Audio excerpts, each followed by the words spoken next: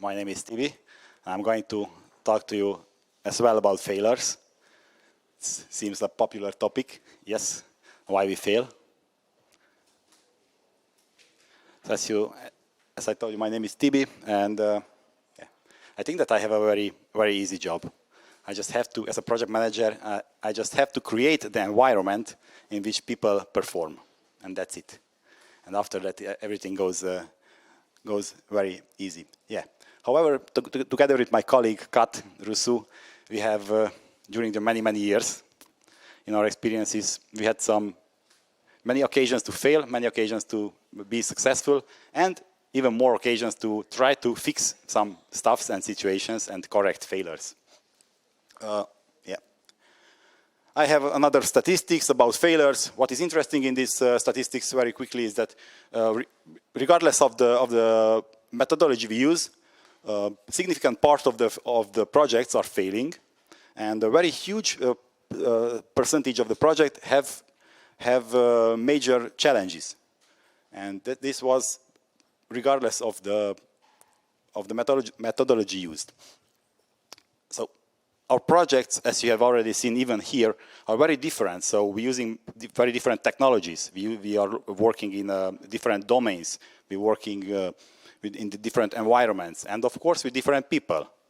So is there anything common on all these projects? Is there a common factor on all these failures what we can catch and maybe we can handle a bit better? And here, in our opinion, there is one. So managers, not just managers, but humans and peoples in general. And on this picture, we would just put it to represent one of the management styles we are going to talk about a bit later, even more.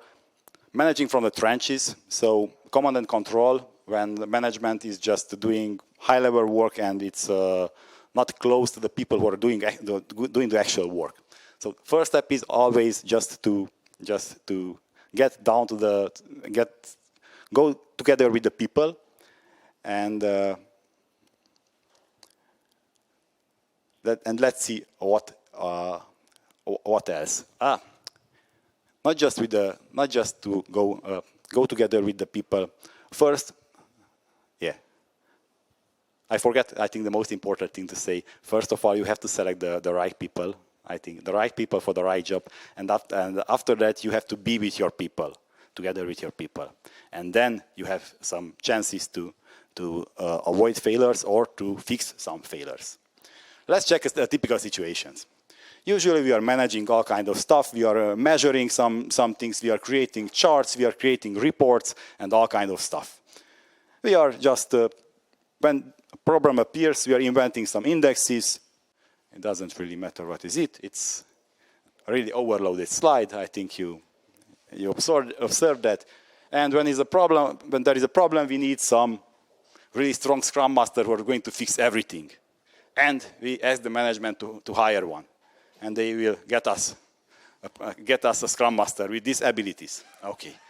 What do? Okay, we work in sprints, in iterations. Very good. Everybody is happy. People are, at the beginning they are happy, but with some iterations and problems, they are getting more and more angry. And in this context, with all these kind of processes and measurements, the result cannot be other than chocolate. Yes. And then the project manager is going to look like this. Okay. So, what are the sources of failures? Just to summarize them very quickly. Projects fail. Yeah, projects are failing all the time. However, there are some major sources of failures: people, communication, lack of vision, and processes. People, as I said, we need the right people in the right places. And the Peter principle, if you don't know that, is just promote people until they become just incompetent to do the job, and then it's a problem. Usually we are just promoting people and we are not downgrading them. Yeah. Communications. And in a big team, we are basically just most of the time, or we have many communication channels. So N is the number of people. Then the possible communication channels are that formula, or no communication at all. Lack of vision. Yeah, you can imagine, of processes. We can do that amount of processes or we can have no processes at all. Yeah. So these are the major sources of project failures usually. What do we need? How can we handle all of these? So I think that we need the right mindset. And then let me introduce you my favorite background ever. And this is the one all the people I ever work with already brainwashed with. So the problem is not the problem. The problem is your attitude about the problem. And I know that some people are already getting angry when I start the sentence, the problem is not the problem. However, just think about it a bit, and I already managed to convince many people about this. Let's see a case study. Actually, this is from the real life. What's happening when a project looks like more like a situation, a scene from the Mad Max, and not a scene from a Scrum book or an Agile guidebook. Yeah, that actually mostly from the real life. It's chaos-driven development. What's happening in this situation? Everybody is stressed. Nobody wants to do anything. Nobody has the motivation to do anything anymore. There is a lot of communication. Everybody is trying to talk, and everybody is trying to arrange something, or no communication at all. Nobody wants to talk anymore with anybody. Everybody is trying to do his job and just let me alone. Yeah, everything is done. How one guy knows the best, so the God. And some quotes. Yeah, I remember defining a process for this 2 years ago. Yeah, maybe we should follow that. It was defined already 2 years ago. Guys, I'm proud to announce that we have finally finished I don't know what. Everybody else already finished that years ago, but he's announcing or something. And the decisions are made like in an ego-driven way, so it's about people, it's about egos, and not about teams, and not about the product, and not about delivering things. Yeah, in this situation, what can we do? Yeah, we can try to improve and try to. However, we haven't done that, and we actually think that this is not the right solution. Just some leadership style. Maybe it's a big jump here, but however, in our article, it's a bit more detailed how all these are connected, and we are presenting even a kind of a cocktail of leadership styles, which can be useful. And our cocktail in the article has a secret ingredient, so a leadership style which is not here, and maybe that's the key. So you might check that. I would like just to quickly present some of them which are actually used often but are not very successful alone. Autocratic leader, it's like an army general. Yeah, yes, he's command and control everything. What's happening? People are going to die. That's happening in a wars, unfortunately. A servant leader alone is just servant leader is not defining what's the goal actually or what are the priorities. Just let the team do whatever they want, and that's alone sounds good, but alone maybe it's not the most successful one. Host leadership, it's in other words, hands-off leadership. It's an autocratic one, so it decides the goals, decides the priorities, and just let the people play with the toys available and do the stuff. So these are just some leadership styles. In the article, you're going to find more reasoning why we think that these are working and how they are actually working. Okay, but then now what? Why the projects are failing? What have I been talking about for the last 10 minutes? One more time, the sense. Yeah, some years ago in the IT days, we had the presentation. I never forget the title. It was the process, forget on the people. The process, yeah, and focus on people. I still remember to this one. I still have it downloaded. So, and till then, I try to apply it. Forget the processes, guides, and frameworks. Focus on people. That's the most important thing. Yeah. Until now, yeah, AI is already pretty good, but the projects are still done by human beings, by people. So focus on people and try to pick the right person on the right job. When you have the right persons, then trust them and let them alone. Don't micromanage them. Yeah, it's difficult. Let them fail, of course. Like the those who have children, maybe it's easier to understand. When they learn to ride the bicycle, you have to let them fall. That's it. That's how they learn. Yeah. So that's what you have to do with your colleagues. Create the right context. Create the right environment in which the people can fail, in which the people feel safe failing, in which the people actually looking for these experiments. And if it's failing, it's not a problem. Make things works. Yeah. It's like we are not stealing copyrighted slogans, but just do it. Yeah, just make it work first, and after that you can optimize it. However, in case you have the right people in the right environment, then magic happens, and the things starts to go better and better, because the right people in the right environment will optimize your project, will optimize your product and your delivery and everything. And yeah, with many experiences we have already went through several situations. We could come up with a receipt. So, yeah, I've solved something, I don't know, 10 years ago in this way, let's apply that. That does not work. Any situation is different. Any problem is different. Human beings are different. We have to adapt what's in front there right now. So we have to come up there with the right solution, with the right people. What worked there, maybe it's not going to work here. So, just to summarize again, ask about yourself all the time. What makes sense right now? Don't forget that the problem is not the problem. Again, and if you read our article, you will find the secret ingredient in our cocktail as well. Writing this article, actually this article started as a discussion, and then.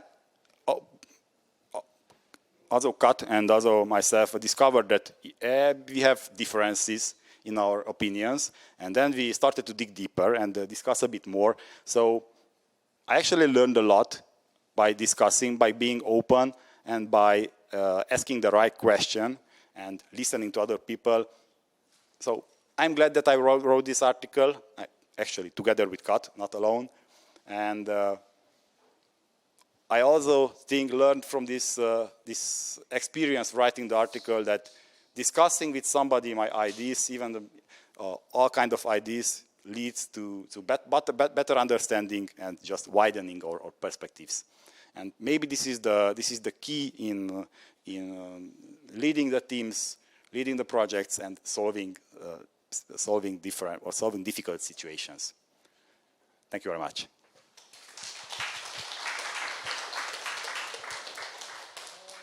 Okay, so we have some questions. Among the solutions, how do you solve the conflicts between people, like different between generations, or people that are not the same, don't have the same chemistry? By asking the right questions. So there is, you mentioned several conflicts. So like between generations, or what you have others. And people don't have the same chemistry or opinion, energy. Same chemistry, same yeah. I would just ask the right question. So what's the key here? Again, the people side. Try to turn the people in a way that they are trying to understand the other. I formulated another way, shorter way. Listen to understand, not to answer. That's the key. When I'm listening to you and I already know that I have no other opinion and I'm coming up with my argument in my mind, then it's not going to happen. It's a fight. When you manage to convince the people to listen to understand, I want to understand you, not to answer you, not to come up with arguments, then I think you are in the right way to get them somehow work together and match them. But that can be the key. How much communication is too much, in your opinion? Yeah, the wrong answer is depends, yeah? Can you give us an example, maybe? How do we measure that? Typical example, I discuss with you something here, for example, and then I discuss with you, and you two are going to discuss the same thing together. This is a very, very typical one. Then some of us, somebody from us, have to say that come on, let's get together, discuss once, and we decided it. Because if I discuss with you and then I write a mail and then somebody else is going, then it's just over-discussed and everybody knows something, a bit of that. That's what just a typical situation is happening. Do you think it's possible to run a project without having daily stand-ups? Yeah, it depends. Probably yes. Right now I cannot imagine it because I'm again probably brainwashed with these daily things. However, yeah, I think yes. I talk with my freelancer colleagues and they have some other approaches sometimes, and maybe yes. But these are highly specific situations. Yeah, so there has to be many conditions fulfilled in order to work that. Yeah, I just remember now. Okay, thank you. You're welcome. You talked about these leadership styles, and this servant leader is a bit more modern, and I think this works well in an agile environment. Yep. But you had also this autocratic style. I wondered if this can work in the agile environment, the autocratic leadership. It's my opinion, and I'm just thinking about the colleagues and leaders because everybody is doing that in your head. Who is the autocratic leader I work with?